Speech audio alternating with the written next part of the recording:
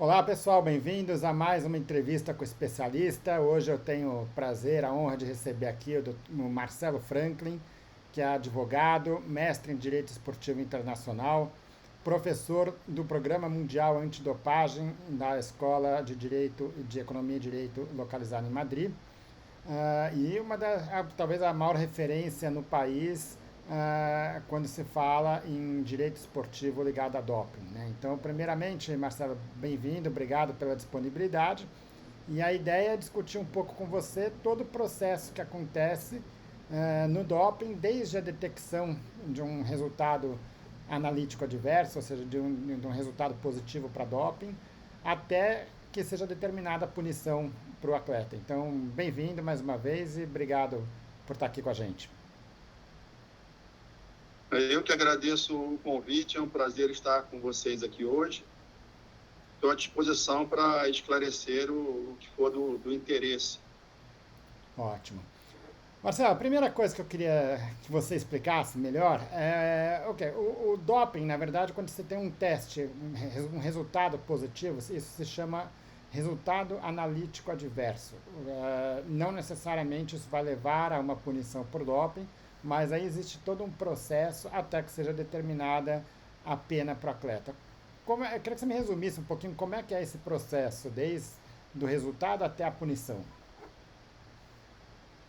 Tá, vamos lá. Então, assim, a primeira ressalva que eu vou fazer é que o doping ele não ocorre apenas quando há um resultado analítico adverso. As regras estabelecem uma série de hipóteses para a violação de regras antidopagem. Por exemplo, a simples posse de uma substância proibida, já constitui uma violação, ainda que o atleta ou o médico, no caso, não tenham testado positivo para doping.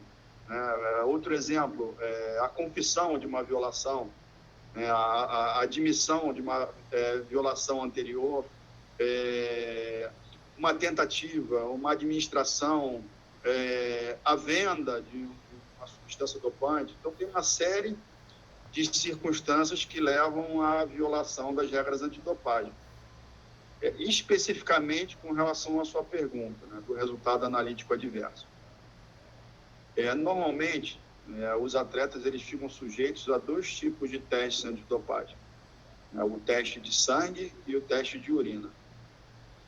O teste de sangue é utilizado para formar o que a gente chama de passaporte biológico. Ou seja, eles fazem vários exames de sangue ao longo da carreira do atleta, estabelecem dentro de um sistema alguns marcadores desses exames, e se em dado momento houver uma variação desses marcadores que seja incompatível com uma circunstância natural, eles entendem que só pode ter sido causado pela administração de uma substância proibida. Então, eles chamam o atleta para se defender. E a mais comum delas é a relacionada aos testes de urina, que são realizadas nos atletas dentro e fora de competição. Então, se nesse teste de urina aparecer alguma substância que é proibida pela Agência Mundial Antidopagem, vai haver, então, um resultado analítico adverso. E o atleta vai ser chamado a justificar como aquela substância pode ter aparecido no organismo dele. Essa lista de substâncias proibidas, ela é publicada mundialmente todo dia 1º de janeiro. Então, um pouco antes já se conhece, porque existem substâncias que entram e saem dessa lista, mas o mínimo que um atleta e um médico do esporte tem que saber quais são as proibições constantes da lista que entra todo ano no dia 1º de janeiro. Mas indo adiante, quando o atleta ele vai e testa positivo, ele recebe uma notificação da autoridade que conduziu esse teste. Aqui no Brasil, a maioria das vezes vai ser a ABCD, a Autoridade Brasileira de Controle de Dopagem, mas algumas vezes, se o atleta for de nível internacional, a Federação Internacional pode ser a responsável por esse teste. E se tiverem uma competição internacional, vai ser o responsável pela competição internacional. Né? Por exemplo, durante os Jogos Olímpicos, é o Comitê Olímpico Internacional que realiza as testagens. Né? Na Copa do Mundo, né, vai ser a FIFA que vai realizar as testagens. E isso é importante, porque a autoridade que realizar o teste, ela fica responsável pelo processo administrativo que nós chamamos de gestão de resultados. E é a investigação preliminar que é feita no caso, antes do caso ir a julgamento no tribunal. O que é essa investigação? Eles vão analisar se, por exemplo, o atleta, na hora que ele foi testado, se ele lançou no formulário antidopagem dele, no formulário de controle, é o uso de algum medicamento ou de alguma substância proibida, porque isso serviria como uma circunstância mitigadora da responsabilidade dele. Eles vão verificar também se o atleta tem uma autorização de uso terapêutico daquela substância, porque se houver essa autorização, o caso não vai adiante. E eles vão ouvir a explicação do atleta para ver se tem alguma desculpa que possa ser aceita para relevar aquele resultado positivo, o que ocorre sim, em raríssimas oportunidades. Então, normalmente, nessa primeira notificação, eles pedem uma explicação preliminar do atleta, eles verificam se existe autorização do uso terapêutico, eles dão ao atleta a oportunidade de pedir a abertura da amostra B de urina, porque o atleta normalmente ele urina em um pote, ele divide em 2 potes, a amostra A e a amostra B, e a amostra B tem que confirmar a amostra A. Se a amostra B não confirmar a amostra A, muito provavelmente o caso não irá adiante. Mas eu já adianto que são raríssimas as ocorrências de que a amostra B não confirma a amostra A. Aí o atleta ele tem que pagar por essa abertura, ele pode estar presente na abertura da amostra e ele pode exigir também do laboratório o que a gente chama de pacote de documentos do laboratório, que é um relatório de tudo que aconteceu com a urina do atleta, do momento onde ele proveu a amostra, até a entrega pelo oficial de controle no laboratório acreditado pela UADA, e tudo o que aconteceu com a urina dele dentro do laboratório até o resultado positivo. Esse documento ele tem algumas características, inclusive científicas, que costumam ser importantes para a defesa do atleta. Que existe uma regra de aplicação mundial, é o padrão internacional de laboratório da UADA, que tem que ser cumprido pelo laboratório e que, se não for devidamente cumprido, pode levar à descaracterização daquele teste. Então, é muito importante verificar o pacote de documentos. Tá? Ultrapassada essa fase, que é a fase de gestão de resultados, caso não haja nada que desqualifique o teste que redundou num positivo para o atleta, o caso finalmente vai ser encaminhado para um tribunal antidopagem. E aí vai depender. Tá? Se a autoridade de gestão for a ABCD, vai ser o Tribunal Brasileiro Antidopagem sediado em Brasília e vinculado ao Ministério dos Esportes.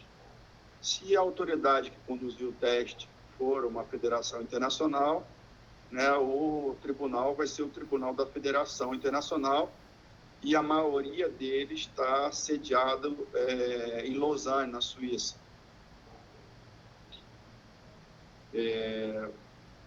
Dando continuidade, se a gente estiver tratando aqui de um atleta amador ou de um atleta de nível nacional,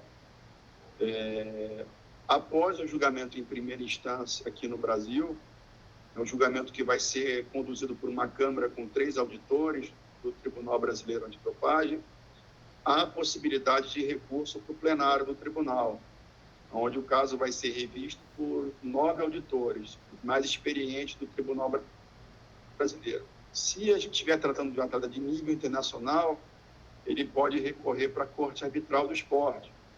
Seria o Supremo Tribunal Federal, como se fosse o nosso STF, só que em âmbito esportivo, sediado em Lausanne, na Suíça, onde ele tem um processo inteiramente novo, com 1 ou 3 atos. O processo ele vai ser conduzido em inglês ou em francês, né? Normalmente ocorre em inglês, e o custo é bastante elevado desse tribunal, né? Ao contrário do tribunal brasileiro, que praticamente não tem custos, apenas para recorrer tem uma taxa de R$800, né? O tribunal suíço tem custos altíssimos, né? A hora trabalhada num acto na Suíça é de cerca de 1.200 francos suíços.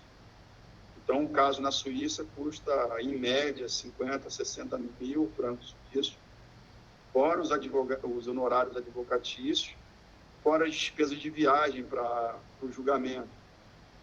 Então, eu costumo dizer que são raríssimos os atletas que efetivamente têm condição financeira para sustentar um julgamento antidopagem, né, internacional até o final. Se não for um campeão olímpico, um jogador de vôlei, de basquete ou de futebol, raríssimos atletas têm condição financeira de recorrer para a Suíça. E nesse tipo de julgamento, seja no Brasil ou na Suíça, as penas são bastante pesadas, né, em caso de violação à regra de dopagem. E aí é interessante que as penas elas variam de acordo com a categoria da substância que apareceu no teste positivo do atleta. Então, basicamente, hoje nós temos três categorias de substância, tá? Que são as substâncias de abuso, que são as drogas sociais, cannabis, cocaína, heroína, etc. E isso foi uma mudança recente no código, porque os europeus eles estavam entendendo que atletas de alto rendimento estavam sendo afastados por muito tempo das suas atividades por uma circunstância que era social, que não era associada ao esporte.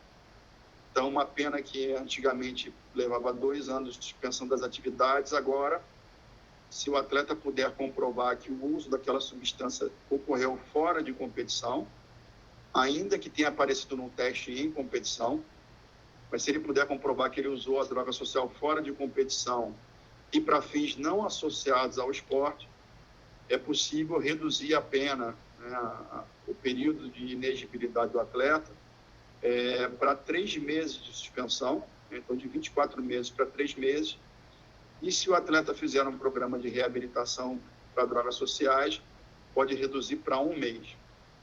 Então, hoje em dia, são as menores penas, são as das drogas sociais. Se ele tiver testado positivo para uma categoria que nós chamamos de substâncias especificadas, que são as substâncias que o Sistema Mundial de Dopagem entende que tem menos chance de estar associado a uma tentativa de aumento ilícito de performance esportiva, né? Vou dar um exemplo aqui, por exemplo, um diurético, né? Um remédio para dor de cabeça que tem algum estimulante, e outros medicamentos que normalmente são utilizados para tratamentos médicos genuínos, a pena padrão vai de uma advertência até 24 meses de suspensão. E aqui é interessante, né, que vai competir ao órgão de acusação comprovar que aquela substância foi utilizada para fins ilícitos de maneira intencional para conseguir aumentar essa pena para a pena máxima, que é de 4 anos. Então, existe aí uma situação de ônus da prova, né? O atleta, quando a substância é menos grave, ele não tem o ônus da prova, né? Ele não tem o dever de provar no processo que ele agiu sem intenção para obter uma pena reduzida. É a acusação que tem que provar que a circunstância foi intencional para conseguir aumentar a pena. Né? Um exemplo aqui, muito simples, né? Por exemplo, os diuréticos. Né? Os diuréticos, eles são proibidos, né, pelo Código Mundial. Eles são proibidos por 2 motivos. Um, porque eles são utilizados para mascarar substâncias proibidas, Então, o atleta ele usa um agente anabólico e depois ele se enche de diurético para urinar e eliminar mais rapidamente aquela substância, né? E nós temos alguns esportes cujas categorias são subdivididas por peso também, né? O esporte de luta, levantamento de peso, etc. Então, o que o sistema vinha observando é que os atletas estavam tentando se beneficiar através de uma desidratação forçada por diurético. Então, o atleta percebe que não vai bater o peso antes da competição e, nesse momento, ele vai e usa, né, o diurético, normalmente a furosemida, para desidratar. Ele bate o peso. Depois que ele bate o peso, ele vai, se alimenta bem, se reidrata. Ele participa da competição pesando 1, 2 quilos acima do adversário, né, obtendo uma vantagem ilícita esportiva. Então, se a acusação puder comprovar esses fatos, né, que o atleta estava acima do peso, que realmente ele agiu de má fé para conseguir obter uma vantagem, essa seria uma hipótese onde uma substância especificada poderia levar a pena máxima de 4 anos. Mas, normalmente, é uma advertência até 2 anos. Agora, muitas vezes, né, nessa notificação que o atleta recebe, ele apresenta um positivo para uma substância proibida, né? Um hormônio, um agente anabólico, né, são as substâncias mais graves da lista da OAB. E aí, nessa primeira notificação, já é mandatório que ele seja suspenso preventivamente. Então, na primeira comunicação que o atleta recebe da autoridade responsável pela gestão de resultados, ele já está suspenso. E suspenso de todas as atividades esportivas dele, né, inclusive de treinos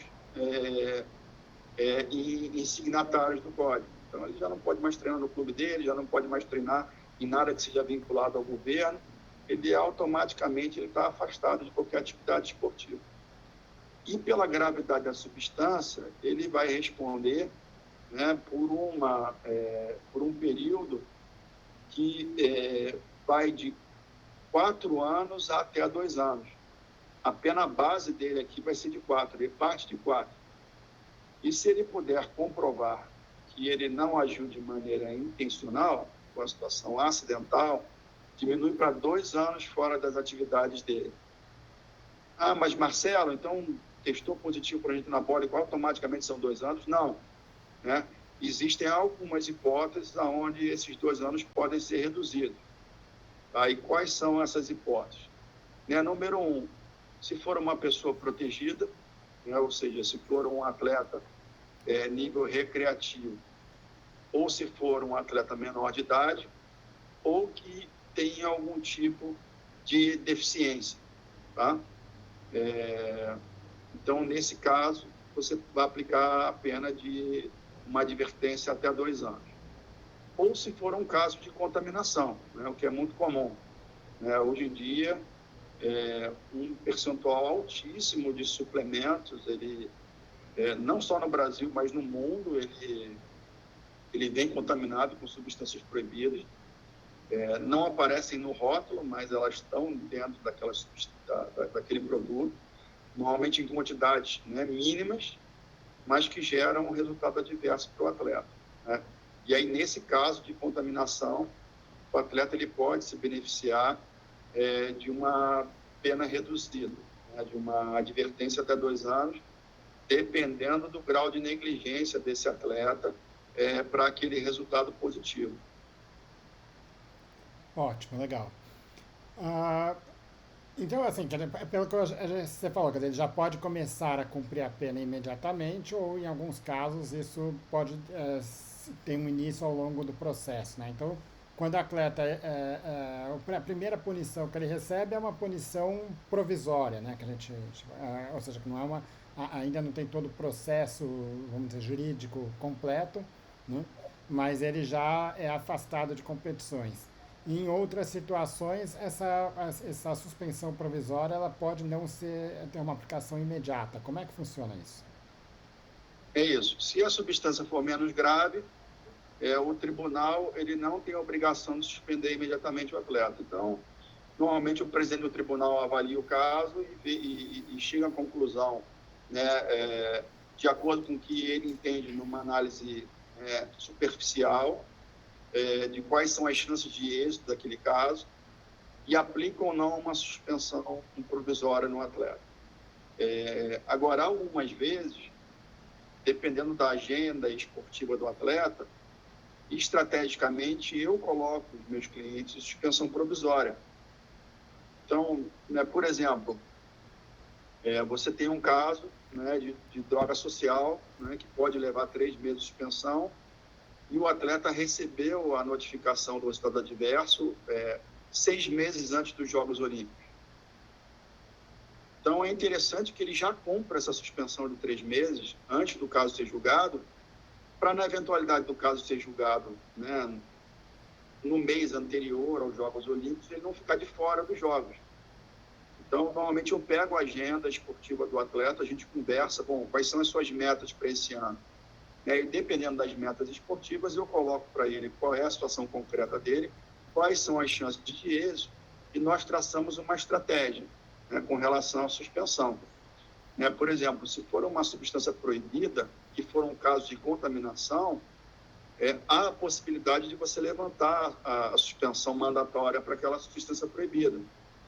Então, isso é avaliado de acordo com os interesses, né, do atleta naquela temporada específica.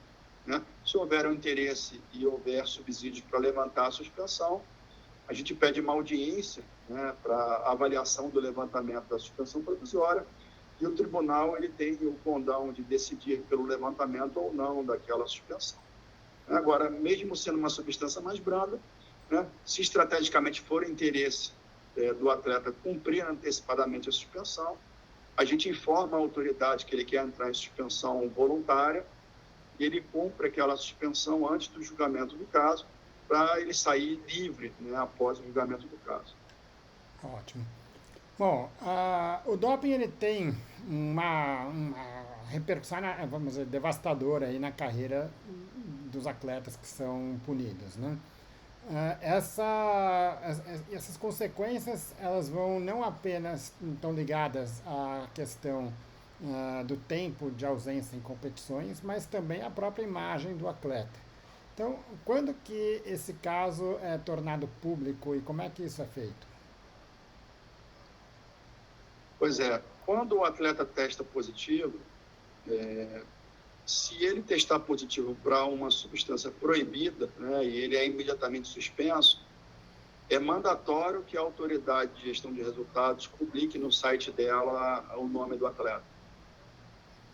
Então, por exemplo, aqui no Brasil, né, a Autoridade Brasileira de Controle de Dopagem, a ABCD, né, se vocês entrarem no site da ABCD, né, há uma lista de pessoas suspensas provisoriamente e definitivamente. Né? E por que eu digo pessoas? Porque existe a suspensão do atleta e existe a suspensão também do pessoal de apoio do atleta. Então, por exemplo, entre o pessoal de apoio do atleta, né, existem treinadores, técnicos, fisioterapeutas e médicos. Então, eles entram na lista de suspensão também, eles entram no site da ABCD. Mas, com relação à suspensão inicial, né, ela basicamente se dá com os atletas. Então, testou positivo para a substância proibida, é só o tempo do site da ABCD ser atualizado. Né? A Federação Internacional demora um pouco mais, porque eles juntam alguns casos, né, e aí eles estão agindo com atletas do mundo todo e fazem um upload de todos ao mesmo tempo. Mas o que eu quero dizer é que é bastante rápido, né, essa divulgação. E quando ocorre essa divulgação, normalmente ela tem uma repercussão midiática muito grande, né? Existe um pré-julgamento, né, dos envolvidos no caso, ou seja, antes mesmo do atleta ter a oportunidade de se defender, ele já é crucificado pela mídia, né? Hoje, aqui no Brasil, a gente tem, né, esse costume aí de cancelamento, né, nas mídias sociais. Então, o cancelamento é imediato, né? Todos os haters aparecem e são comentários muito pesados, prejulgando o atleta como trapaceiro, ainda que depois ele comprove que a situação dele foi acidental, ele fica, né, com a pecha de dopado para o resto da carreira. E fora isso, existe a repercussão financeira. Hoje, praticamente todos os contratos de patrocínio têm a cláusula de suspensão do contrato no caso de dopagem. Eu lido aqui com contratos da Nike, da Adidas, da Puma, Under Armour, o que vocês imaginarem, e eu posso garantir que todos têm essa cláusula. Então, o que acontece normalmente é o seguinte: se o atleta for um atleta de ponta, um atleta diferenciado, normalmente os patrocinadores dão um voto de confiança e suspendem o contrato até o final do caso, né? E se o final for favorável ao atleta, o contrato é reiniciado. Se o julgamento for desfavorável, eles rescindem o contrato. Mas tratando-se de atletas iniciantes e de nível mediano, normalmente a rescisão é imediata, né? Porque ninguém quer ter a sua marca vinculado ao que a gente chama de corrupção esportiva, né? Uma tentativa de trapaça no esporte. Além disso, aqui no Brasil, né, a maioria dos atletas de alto rendimento, eles têm uma posição nas Forças Armadas, né? Então, normalmente eles são sargentos e recebem um salário, né, pela posição nas Forças Armadas. As Forças Armadas também desligam o atleta que está positivo. E a gente tem o Bolsa, né, o Bolsa Atleta, né, vários níveis de Bolsa Atleta. E o programa do Bolsa Atleta também automaticamente suspende o contrato do atleta. E se o atleta não for absolvido no caso, ainda que ele leve a pena mínima, o Bolsa dele é cancelado. Então, inicialmente ele é suspenso, depois é cancelado, né? E aqui eu acho uma situação, ao meu ponto de vista, bastante injusto, né, com base das regras do governo federal. Porque na hora de apreciar o cancelamento do Bolsa Atleta, eles colocam no mesmo saco os atletas que testaram positivo de maneira acidental com o doping intencional. Eu considero isso uma injustiça. O atleta que inadvertidamente ele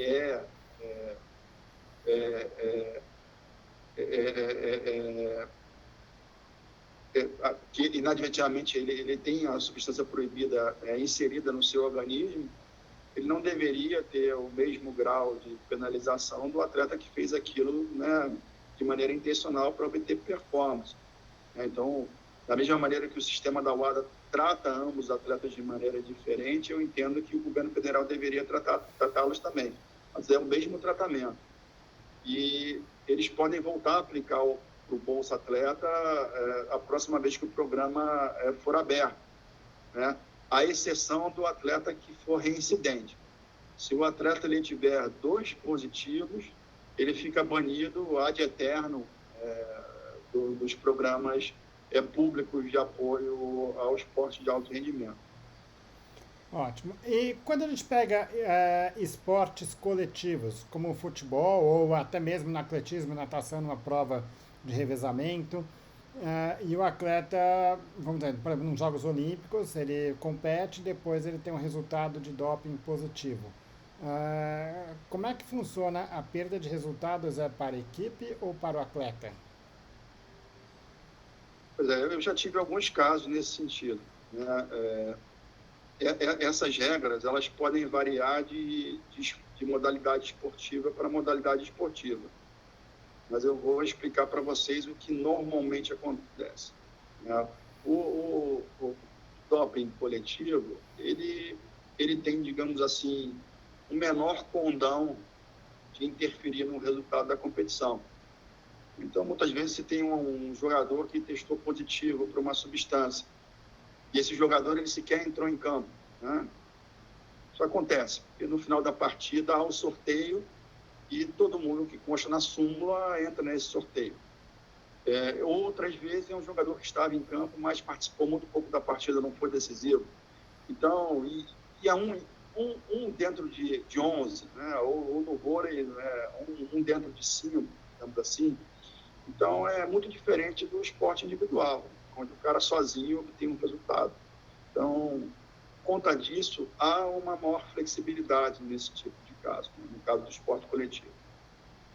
Então, normalmente, se um atleta testa positivo, apenas esse atleta perderá o resultado dele. não haverá repercussão no resultado do time, né, no resultado coletivo. A menos que mais de um atleta daquela equipe teste positivo. Então, normalmente, se tiver 2 positivos, aí a coletividade vai perder o resultado. Né? Por quê? Porque aí o sistema está entendendo que há uma má-fé, há um dolo por parte do time, né? Da coletividade, né? Para trapacear os seus adversários e obter um resultado coletivo. Ótimo. Mas você pega, por exemplo, uma prova como natação, atletismo, os atletas são de fato definidores, né? Não tem como você falar que um atleta da natação tem uma importância menor aí, né? Mas eu já tive casos de revezamento na natação, e aonde um atleta testou positivo, acabou que era um suplemento contaminado, apareceu no suplemento dele um diurético, ou seja, seria algo que não faria nenhum sentido para esse esporte específico, que não tem categoria por peso, né? E você desidratar um nadador à véspera da competição não é algo bom. Ele perdeu a medalha dele, mas o revezamento da seleção brasileira manteve os resultados dele. Ótimo, legal. Bom, segundo a própria WADA, Agência Mundial Antidoping, eles estimam que cerca de 75% dos casos de doping são não intencionais, ou seja, não tem como objetivo um ganho de performance esportiva, né? Ainda assim, eles consideram de alguma forma que o atleta é culpado até que se prove o contrário, né? Caso contrário, seria quase impossível você punir alguém por doping, né? Uma das principais causas justificativas para isso seria a contaminação de suplementos alimentares, como você disse, né? Muitos desses atletas, eles usam suplementos que são fornecidos pelos clubes, ou seja, eles não têm tanto controle sobre a alimentação, sobre a suplementação que eles usam, né? Quer dizer, isso é determinado pelo departamento médico de um clube de futebol, por exemplo, ou dentro de uma outra situação, quer dizer, não é ele necessariamente que foi atrás de um nutricionista, que passou e ele que comprou o suplemento, né? Quando esse atleta ele é punido, ele é proibido de participar de qualquer forma de treinamento ou de suporte dos clubes, né? Agora, como que funciona essa responsabilização do clube, no caso, né? Quer dizer, um clube que eventualmente forneceu aquele suplemento que pode ter sido a causa do doping. Do ponto de vista disciplinar, né, nos tribunais antidopagem, não existe responsabilidade do clube. É um sistema muito duro contra os atletas, né? Costumo adjetivar o sistema como um sistema draconiano. É muito pior do que o sistema penal brasileiro, né? No sistema penal brasileiro, a acusação tem que provar, né, o cometimento de um crime.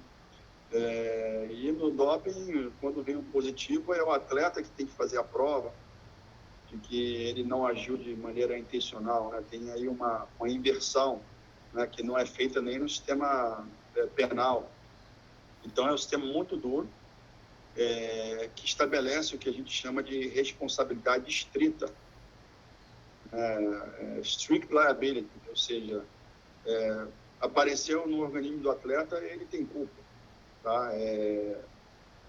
Tem um artigo, né, no Código da WADA, no Código Brasileiro Antidopagem, que deixa muito claro que o atleta ele é responsável por tudo que entra no seu organismo. Então, se o atleta ele recebeu um suplemento do clube dele, ou da confederação esportiva dele, ou de quem quer que seja, né, e ele escolheu utilizar aquele suplemento, né, porque ele poderia simplesmente dizer, não, eu prefiro não tomar suplemento, eu não vou usar isso. Ninguém pode obrigar ninguém a usar um suplemento. Mas se ele resolveu aceitar a suplementação que estava sendo fornecida pelo clube, a responsabilidade para o sistema é integralmente do atleta. Então, ele vai responder ao processo antidopagem. Agora, do ponto de vista de responsabilidade civil ou responsabilidade trabalhista, aí a situação é um pouco diferente, né? que se ficar demonstrado que o nexo de causalidade entre aquele resultado analítico adverso veio, né, do clube que forneceu aquele suplemento contaminado, né, o atleta passa a ter aí um direito, né, a ser indenizado pelo clube pelo período que ele ficou afastado do esporte, pelos prejuízos que ele teve, seja na defesa dele, né, seja a imagem dele. Então, aí entra a responsabilidade civil, né, do responsável por essa contaminação. Né? Muitas vezes essa responsabilidade vai ser direcionada ao clube, algumas vezes ela pode ser direcionada a quem produziu o suplemento contaminado, né? Seja uma indústria, né, normal, né, de suplementação, seja uma farmácia de manipulação, por exemplo. Ótimo. E nesses casos, né, quando você, bom, primeiro que assim, praticamente qualquer atleta, ou muitos atletas, usam essa alegação de que tiveram doping em decorrência de uma contaminação de suplementos alimentares. Mas isso, em alguns casos, pode ser mais fácil de comprovar, em outros casos, não. E muitos atletas que eventualmente tenham feito uso de uma substância de forma ilícita vai estar alegando que fez aquilo, que foi uma contaminação de suplemento, né? Como que você pode fazer para tentar provar essa contaminação, ou que elementos que você pode usar para tentar reduzir uma pena com base nessa justificativa? Não é uma prova fácil de ser feita.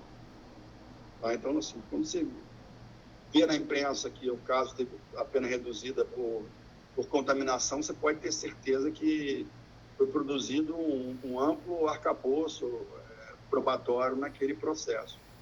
Eu vou dar um exemplo do que acontece aqui no Brasil. Aqui no Brasil, a ABCD ela estabeleceu uma política que, na minha opinião, absurda e ilegal,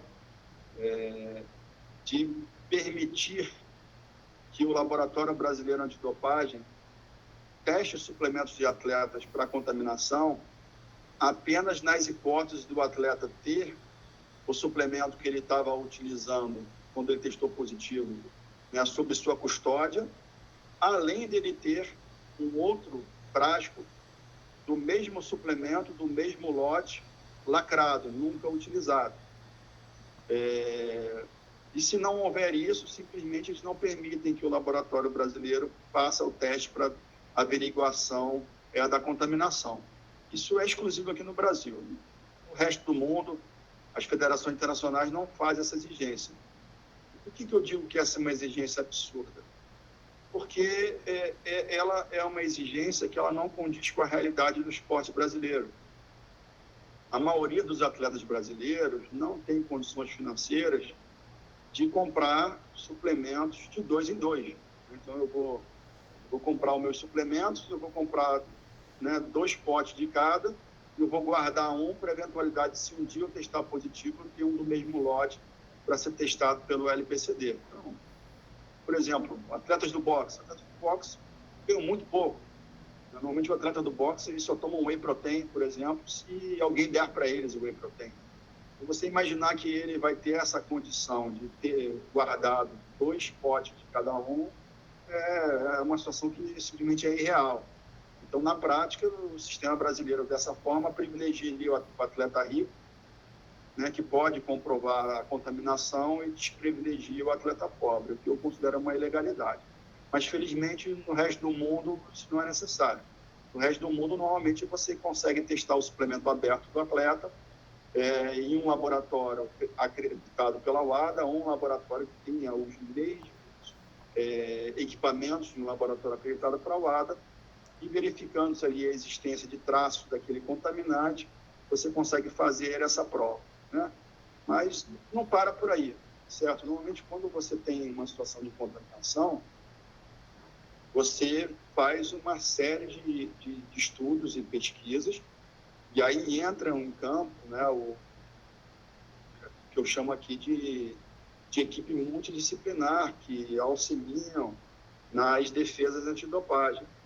Então, normalmente aqui no escritório a gente trabalha lado a lado com médicos, algumas vezes com bioquímicos, algumas vezes com químicos, com professores de laboratórios especializados nesse tipo de testagem, né? E aí, quando você tem um positivo, o que você faz, né? Primeira coisa, você torce para o seu atleta ainda ter, né, o suplemento para ser testado.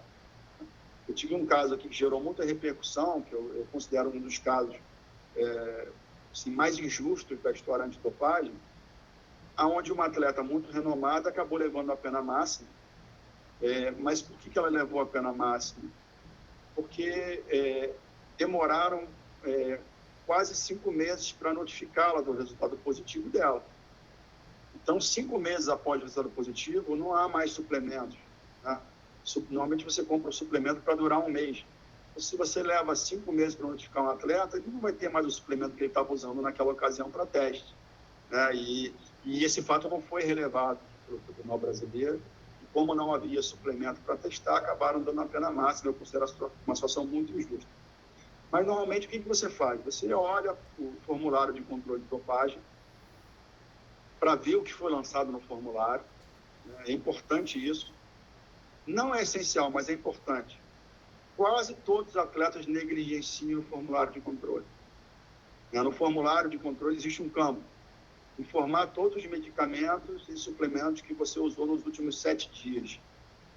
Então, é muito importante que o atleta lance os suplementos ali.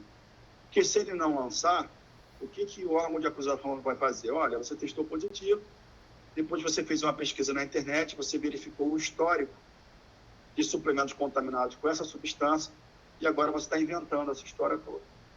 Então, se tiver no formulário, já é um facilitador. Ou seja, ele lançou aquilo, então realmente está de boa fé, né? Ele informou que ele estava usando aquilo. Então, está ali no formulário, né? Qual é o segundo passo? Vamos testar os suplementos. Vamos verificar se tem o contaminante. Né? Testando e achando o contaminante, já é uma outra situação favorável, né? Além disso, né, demonstrar a aquisição daquele suplemento. Então, vamos pegar aqui o cartão de crédito, vamos pegar a prova de compra, nota fiscal, né? É uma outra vantagem. Se, por exemplo, foi um contaminante de farmácia de manipulação, se você puder comprovar que no dia que a farmácia fez aquele suplemento para o atleta, vamos usar, por exemplo, como exemplo, uma pílula de cafeína. Então, eu produzi lá uma pílula de cafeína que é totalmente permitido. Mas se antes da minha formulação houve uma formulação, por exemplo, para um paciente contendo um hormônio, existe uma maior probabilidade de haver uma transferência, uma contaminação cruzada e contaminar o suplemento do atleta. Então, essa é uma evidência complementar, né, muito utilizada nas defesas de casos antidopagem. Né? Além disso, levanta-se as fichas médicas do atleta. Né? Você pega, normalmente, um atleta de alto rendimento, ele tem exames de sangue sequenciais. Então, você faz um estudo naqueles exames. Né? Se o atleta tivesse feito um ciclo de anabolizante, né, haveria ali modificações importantes nos exames de sangue dele. Né? Marcadores de testosterona, marcadores de colesterol. Então, você consegue comprovar, através do exame de sangue, que não houve variação compatível ao uso intencional. E a maior probabilidade é realmente de uma contaminação do suplemento. Porque, muitas vezes, a contaminação de suplemento que nós encontramos é na faixa de nanogramas, ou seja, 1 bilionésimo de uma grama. Então, é uma situação que não tem condão de gerar nenhum tipo de aumento de performance esportiva, né, no atleta, né? Sequer gera modificações, né, no sangue do atleta. Então, é produzido um amplo arcabouço comprobatório, né, o máximo de provas possíveis para levar o tribunal ao convencimento de que realmente a gente está lidando com um caso de contaminação. Então, não é simplesmente assim uma desculpa, eu estou inventando que eu fui contaminado. Então, vocês podem ter certeza que para uma defesa de contaminação ser bem sucedida, vai ter muita prova naquele processo. Os tribunais costumam ser muito rigorosos nesses casos. Ótimo.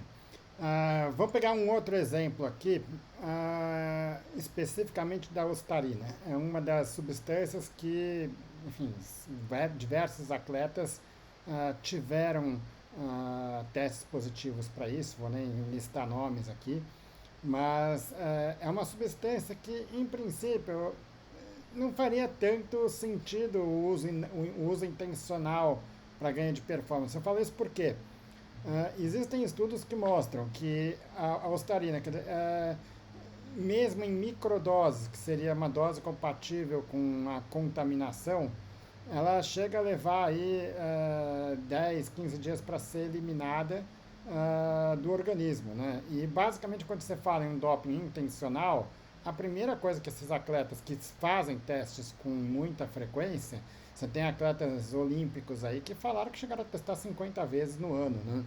Então, assim, não faria muito sentido usar uma droga que vai demorar 2 semanas, isso em microdose, não estou nem falando em doses de fato que se usa para ganho de desempenho, né? Ah, como é que isso é levado em consideração? Quer dizer, a pessoa, ele pode ter ali o teste positivo, não tem nenhuma outra forma de provar, mas às vezes aquela substância não faz tanto sentido para aquele atleta específico, né? Não, isso é levado em consideração para convencimento do tribunal, né? Quanto mais testado o atleta for, eu costumo dizer, mais seguro ele fica, né? Então, assim, eu tenho atletas aqui sob os cuidados do meu escritório e são testados 3, 4 vezes por mês. Isso, para a segurança dele, é a melhor situação possível. Porque se é testado uma semana, né? E na outra semana aparece uma quantidade muito pequena no seu organismo de ostarina, por exemplo, você consegue fazer o cálculo, né, que uma dose de ostarina, né, é necessária para gerar algum tipo de efeito fisiológico, se tivesse sido administrada, né, 4 dias atrás, 7 dias atrás, né, daria asa a uma quantidade muito superior na urina dele do que de fato apareceu. Então, isso é uma evidência de que ele foi submetido a uma quantidade muito pequena, né, muito provavelmente através, né, de uma contaminação, uma situação indireta, né, e não intencional. Agora, tem atletas que, infelizmente, são testados muito poucas vezes, né, durante o ano. E isso é problemático, porque na hora que a questão chega no tribunal, ainda que apareça na urina dele uma quantidade muito pequena, né, atualmente os laboratórios têm pego picograma, né, que é abaixo da nanograma. O programa, se não me engano, é 1 a menos 12. Então, é uma quantidade, né, praticamente inexistente, né, mas, né, o que levaria uma pessoa leiga a entender, bom, o programa a gente não tem por que processar e penalizar esse atleta, porque é muito pouco, né? Mas os tribunais, eles sempre ficam na dúvida se realmente aquilo ali é fruto de uma contaminação ou se, então, é a fase final de excreção, né, daquela substância em razão de um ciclo. Então, né, muitas vezes o atleta faz um ciclo 6 meses antes, 4 meses antes, e aí quando aparece o picograma, que realmente é o final do ciclo. Então, por isso que é tão importante você ter tudo registrado, né, ter muitos exames de sangue, né, e, se possível, ter muitos exames de doping, né, durante cada temporada. Isso é uma proteção extra para o atleta. Agora, a ostarina realmente é um problema sério aqui no Brasil. No Brasil, não vou dizer só no Brasil, no mundo, né? São muitos casos de ostarina positivos no mundo. E no Brasil está muito comum, né? Infelizmente, a nossa indústria aqui de suplementos não é uma indústria abrangente. Então, os atletas, eles praticamente são obrigados a recorrer às farmácias de manipulação. E as farmácias de manipulação preparam suplementos para a turma da academia também, né? A turma da academia quer ficar bombado, né? Quer crescer, né? E ficar forte com o menor esforço possível. E acaba havendo a transferência involuntária para a suplementação dos atletas de alto rendimento. Essa é a realidade, né? E a ostarina é a substância da moda agora, é a substância que, em que pese não haver evidências científicas, né, é considerada como sendo uma substância que gera os efeitos anabólicos sem os efeitos colaterais. Então, a turma da academia adora isso. Então, você sabe, né, melhor do que eu que ano passado houve a proibição de importação de Ostarina no Brasil. Então, você não pode importar, não pode entrar aqui no Brasil, a Anvisa fez essa proibição. Mesmo assim, os testes antidopagem positivos para a Ostarina continuaram acontecendo, né? E o Conselho Federal de Medicina precisou, né,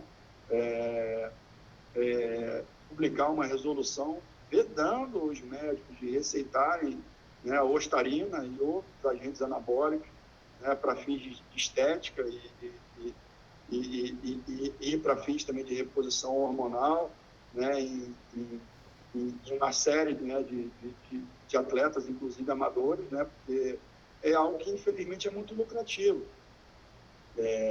Um saquinho de 100 gramas de Ostarina custa cerca de R$10 mil. E isso, você pegar aí o preço de 1 quilo de cafeína, você vê que a farmácia lucra muito mais vendendo a Ostarina do que vendendo as vitaminas. Então, é um negócio muito lucrativo. Então, ainda que seja proibido pela Anvisa e ainda que seja proibido pelo Conselho Federal de Medicina, eu garanto para vocês que vocês forem procurar as farmácias de manipulação locais e solicitarem a produção de Ostarina, vocês vão conseguir adquirir Ostarina. Eu sei disso por experiência própria, de fazer buscas e apreensões em farmácias após tanto a resolução da Anvisa quanto a resolução do Conselho Federal de Medicina. Então, é algo que é proibido, mas no Brasil eu acho muita graça quando, né, digamos assim, os haters, né, dizem, olha, bom, o atleta está inventando a desculpa de que testou positivo para a Ostarina. Poxa, mas a Ostarina é proibida no Brasil há mais de um ano pela Anvisa. Tá bom, né? O tráfico de drogas é proibido há várias décadas, né? E você consegue comprar cocaína e heroína, então é proibido avançar o sinal, mas todo dia, né, há avanço de sinal. Então, o fato de ser proibido, se não houver fiscalização, não impede que haja contaminação de suplementos. E, infelizmente, essas contaminações elas continuam a acontecer. Ótimo. Bom, algumas das pessoas que estão nos ouvindo aqui são profissionais que trabalham na área de saúde, que eventualmente estão preocupados em evitar, trabalham com atletas, então querem evitar problemas com doping, né? E aí vale lembrar que muitas vezes os dopings são justamente causados por medicamentos usados para tratar condições clínicas, né? Alguma condição de saúde do atleta. Isso não exclui a punição do atleta, né? Ele vai continuar sendo punido. Muitas vezes não é um médico que vive do esporte, que vive com a medicina esportiva. Você pode ter, por exemplo, um produto dermatológico que tenha enfim, alguma substância dopante, por exemplo. O dermatologista normalmente não é um médico que trabalha com esporte, que tem conhecimento de regras antidoping, né? Mas o atleta ele pode usar o fato de ter sido prescrito aquela substância para um tratamento médico e que ele comprove que aquele tratamento de fato tinha uma justificativa, ele pode ter uma pena reduzida. Agora, ao mesmo tempo, isso pode levar a problemas para o profissional da saúde que está prescrevendo aquela medicação, mesmo que sem ter conhecimento de doping, mesmo que eventualmente ele não tivesse nenhuma relação com o clube, com o esporte, qualquer coisa assim. Que recado você daria para os profissionais da saúde que eventualmente trabalhem com esse atleta? Pois assim, hoje aqui no escritório, assim, o nosso principal grupo de clientes continua sendo os atletas. Mas, assustadoramente, né, o segundo maior grupo de jurisdicionados hoje nos tribunais antidopagem são os médicos. Se entrar no site da ABCD e procurar ali suspensão de staff de atletas, o maior número de suspensos são médicos. Porque antigamente era muito comum, né, o médico do clube assumir a culpa pelo atleta. Então, porque ele não era jurisdicionado, ele não era responsabilizado. Quando dizia, pois eu levei uma injeção do médico, ele não me explicou bem o que era, eu não sabia que era proibido, e o médico confessava, realmente eu dei, eu disse para ele que era vitamina, eu não falei que tinha um estimulante. eu não expliquei direito o que era e ficava tudo por isso mesmo, né? O sistema ele aprendeu e fechou essa lacuna.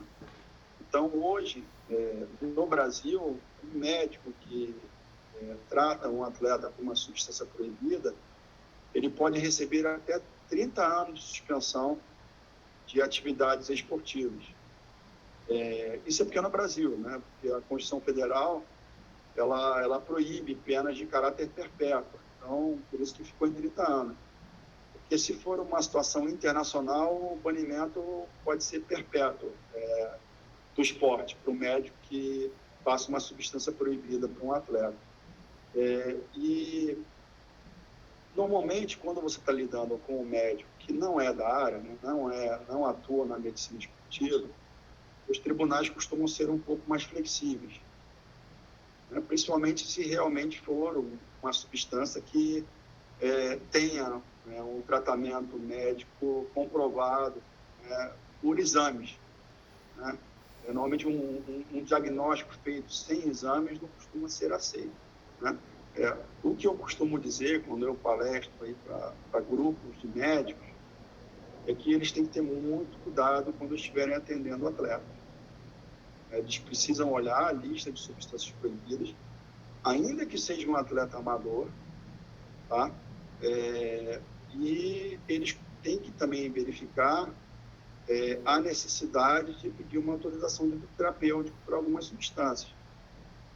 Porque o que normalmente acontece é que eles, né, todo mundo age de boa fé, né, o médico ele faz aquele juramento, né, o juramento de Hipócrates, né, de dar o melhor tratamento possível para o seu paciente, mas isso não é algo que seja aceito pelos tribunais antidopagem. O tribunal antidopagem ele entende que você, antes de passar um medicamento proibido para um atleta, você tem que primeiro tentar tratá-lo com medicamentos que sejam permitidos.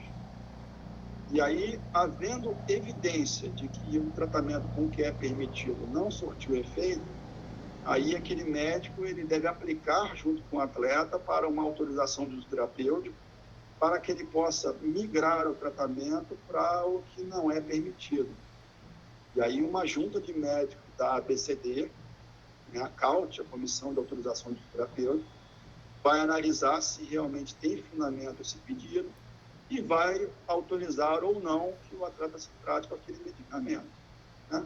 Se o médico resolver de pronto tratá-lo com, né, algo que é proibido, né, em hipóteses excepcionais é possível obter uma autorização de uso terapêutico retroativa. Mas o médico ele já entra numa situação de risco, que é muito provável que ela não seja deferida. E aí você tem a sua carreira maculada, né? Ainda que você não atue no âmbito esportivo, né? Você ter o seu nome publicado no site do governo como sendo alguém suspenso, né, por corrupção esportiva, né, por auxiliar no doping, é algo que é muito lesivo à imagem e nome do médico, que muitas vezes agiu de maneira descuidada ou por ignorância das regras, né, por jamais ter sido, né, explicado para ele como ele deveria, né, agir, mas os tribunais antidopagem não costumam ser muito flexíveis, né, com relação a esse tipo de violação. Então, vai ter a carreira maculada ad eterno. É lamentável, mas isso vem acontecendo com uma certa constância.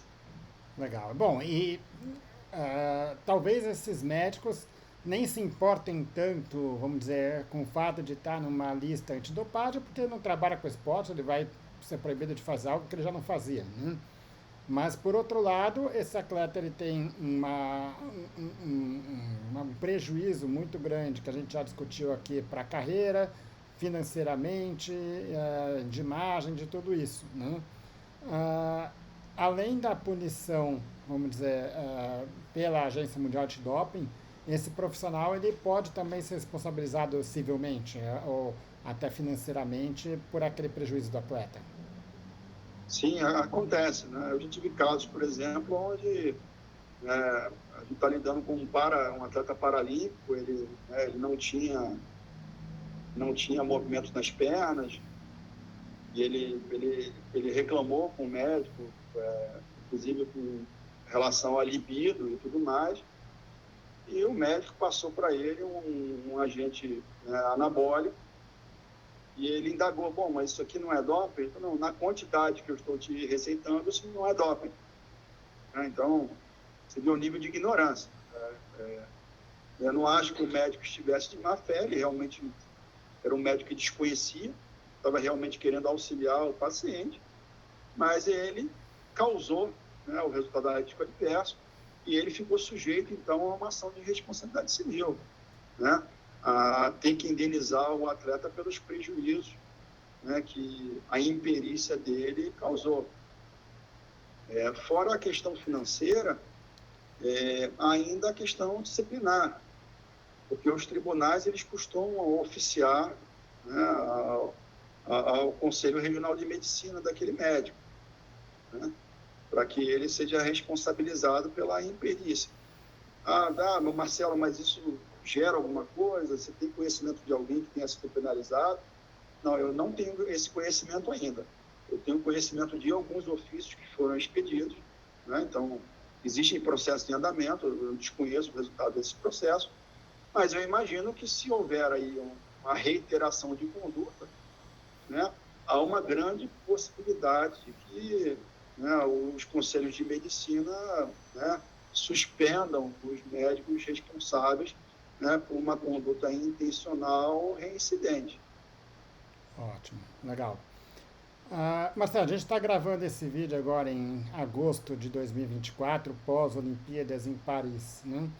E aí eu queria entrar agora com você numa discussão relacionada a um aspecto maior aí de agências antidoping, né?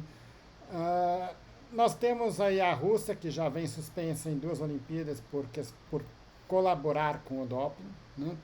E tivemos agora em Paris a revelação pela própria Agência Mundial Antidoping de um caso que, para quem mexe com isso, foi um caso bastante, que de fato chama muita atenção, né? Envolvendo o Comitê Olímpico dos Estados Unidos, né? Onde foi, de alguma forma, a própria WADA demonstrou que o comitê vinha permitindo atletas que sabidamente tinham se dopado, que tinham sido pegos em teste, por estarem colaborando com a investigação, com outros casos antidoping. Esses atletas continuaram competindo internacionalmente, inclusive com atletas de outros países, né? Ah, essa questão da colaboração, primeiramente, quer dizer, ele pode de fato ajudar a reduzir a pena de um atleta, e, em um segundo momento, quer dizer, qual que é a liberdade que essa Agência Mundial Antidoping tem, uma vez que esse tipo de permissão para ele continuar competindo, teoricamente, não é permitido pela Agência Mundial Antidoping, né? Pois é, atualmente o sistema vive uma crise política, né, com troca de acusações entre, né, organizações internacionais antidopagem. O caso da Rússia é um caso bem, bem diferente, Claro, né, claro. muito mais grave, na minha opinião. E quem teve a oportunidade de ver o documentário Icarus, é muito interessante, né, um atleta de nível mediano, ele contrata o chefe do laboratório antidoping da Rússia para não ser pego no doping, né? Então, ele faz uma série de testes, né, de tempo de excreção de substância, né, para que ele pudesse usar e parar antes das competições e nunca testar positivo, né? Então, isso gerou uma investigação e verificou-se que realmente o Estado russo estava adulterando resultados, inclusive trocando urina, né, suja por urina limpa, para que os seus atletas nunca testassem positivo. Então, um caso gravíssimo, eu acho que não tem precedente, né? Agora, o caso que você mencionou agora, né, da troca de acusações dos Estados Unidos, ele não é um caso tão simples, que é uma retaliação da WADA, né, contra a agência norte-americana, contra a USADA, porque houve uma denúncia, né, pouco antes dos Jogos Olímpicos, de que 23 nadadores chineses testaram positivo para trimedizona, enquanto estavam em um hotel se preparando para os Jogos Olímpicos. A nata dos nadadores chineses, campeões olímpicos, campeões mundiais, né? uma nadadora que ganhou 5 medalhas agora em Paris. Então, eles, às vésperas dos Jogos de Tóquio, 23 atletas testaram positivo. Não houve investigação. A polícia secreta chinesa foi ao hotel onde eles estavam e disse que viu traços da substância na cozinha do hotel e varreram o caso para baixo do tapete, deram por encerrado. Os atletas não foram suspensos, não responderam ao processo. E isso deu aso a muitas críticas, principalmente da agência norte-americana de dopagem. Então, a atual denúncia da WADA, a meu sentir, é uma retaliação à acusação da WADA, né, de ter sido leniente com relação aos nadadores chineses. E a acusação seria de que a USADA teria sido leniente a atletas que estavam realizando, né, justamente a delação premiada. O termo técnico que a gente usa é assistência substancial, né, que é algo importantíssimo para o sistema. Você tem um atleta positivo, ele vai, testou e ele troca a pena dele por denunciar um atleta melhor do que ele, ou por denunciar um grupo de atletas, ou por denunciar, olha, realmente eu me dopei, mas foi o meu treinador que me deu isso, e ele deu também para fulano, beltrano e cicrano. Então, é um sistema que é muito benéfico, né, para o combate ao doping em âmbito mundial. E o que a WADA denunciou é que ela não sabia da conduta da USADA e que a conduta da USADA estava sendo flexível demais para atletas trapaceiros. E a USADA responde dizendo, não, você sabia de tudo, eu informei tudo para você, você me autorizou a agir dessa maneira, você simplesmente está retaliando as minhas críticas à sua conduta ao caso dos 23 nadadores chineses.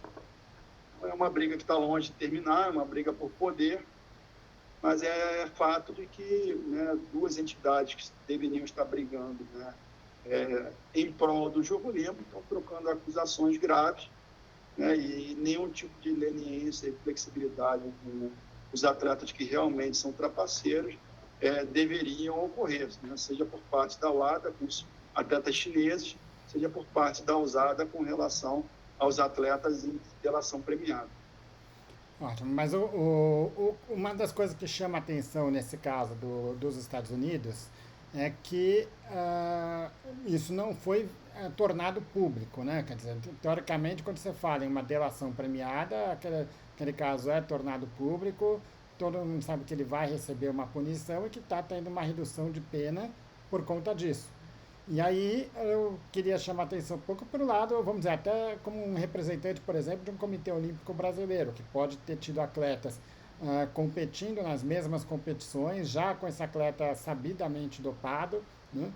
Onde eventualmente, vamos dizer, teve um gasto financeiro para deslocar esses atletas, uma perda de premiação, e eventualmente ele estava competindo com uma pessoa que era sabidamente dopada, que devia estar cumprindo sua pena, né? Existe alguma forma de um comitê olímpico ou de um atleta contestar o julgamento ou uma conduta para um adversário, por exemplo? Lógico, existe. Tem que abrir o processo na Corte Arbitral do Esporte, né, e havendo a penalização do adversário, né, ele automaticamente passa a fazer jus tanto a medalha quanto a premiação em dinheiro daquela competição. Legal. Isso aconteceu no caso do revezamento masculino 4x100. Eu cheguei a auxiliar os atletas brasileiros, um revezamento que tinha o Usain Bolt, né, da Jamaica, e o Nesta Carter testou positivo, e tempos depois ele teve o resultado dele cassado, né? E pelas regras, naquela ocasião, né, do revezamento do atletismo das Olimpíadas, se houvesse um teste positivo, o revezamento inteiro perderia o resultado, e a equipe brasileira, então, herdou a medalha de bronze, né? A Jamaica perdeu a medalha de ouro, o segundo colocado passou a ser ouro, o terceiro passou a ser prata, e o Brasil terminou em quarto lugar e herdou a medalha. Hoje, com a mudança nas regras da WADA, além de herdar a medalha, você herda também a premiação financeira. Então, há essa possibilidade. Não é um caso simples, é um caso difícil, complexo, custoso, mas é viável. Ótimo. E aí, para finalizar, assim, chamei a atenção para essa questão de comitês olímpicos, né? Porque sempre existe muita dúvida, quer dizer, a gente sabe que tem países onde isso é levado mais a sério, países onde isso é levado menos a sério, né? Teoricamente, as agências antidoping deveriam seguir protocolos bastante rígidos determinados pela Agência Mundial Antidoping, mas sabemos que tem países onde nada no país deixa de ser subordinado a um líder maior, né? Onde você não vai ter, por exemplo, um chefe de agência mundial antidoping trabalhando de forma independente, não seria a única pessoa independente no país, né? E isso chama atenção porque muitos atletas passam, às vezes, por exemplo, um maratonista, ele pode passar 4 meses sem sair do país, né? E esse tempo ele tem como fazer uso de coisas ilícitas e, eventualmente, quando ele vai para fora, ele não vai ser pego, né? Então, assim, o atleta que compete com, vamos dizer, de alguma forma, uma facilitação de uma agência mundial antidoping, ele vai estar com uma porta livre para fazer muita coisa errada, né? Por outro lado, é impossível você colocar, por exemplo, uma agência mundial antidoping para entrar, vamos dizer, na Coreia do Norte, né? Quer dizer, eles não vão ser, eventualmente, alguém de um país que não tenha relação diplomática com outro país, né? Ah, Como é que, de alguma forma, você evita o doping nesse tipo de atleta? Existe alguma forma de você tentar minimizar esse dano, vamos dizer, para atletas que ficam muito tempo sem sair de um país? O sistema está tentando, né? Hoje existe um padrão internacional de compliance com relação às regras. Então, existem regras pré-estabelecidas pela WADA que têm que ser adotadas por todos os países, né, para que os atletas desses países possam participar dos grandes eventos. Então, são as mesmas regras aplicadas em âmbito mundial, né? Obviamente que tem países que testam mais do que outros países, né? E por isso existem normas complementares adotadas por algumas federações internacionais. Então, por exemplo, a World Athletics, que é a Federação Internacional de Atletismo, ela tem uma regra, a regra 15, que diz que os atletas, nos 10 meses anteriores aos grandes eventos, têm que ser testados fora de competição no mínimo 3 vezes.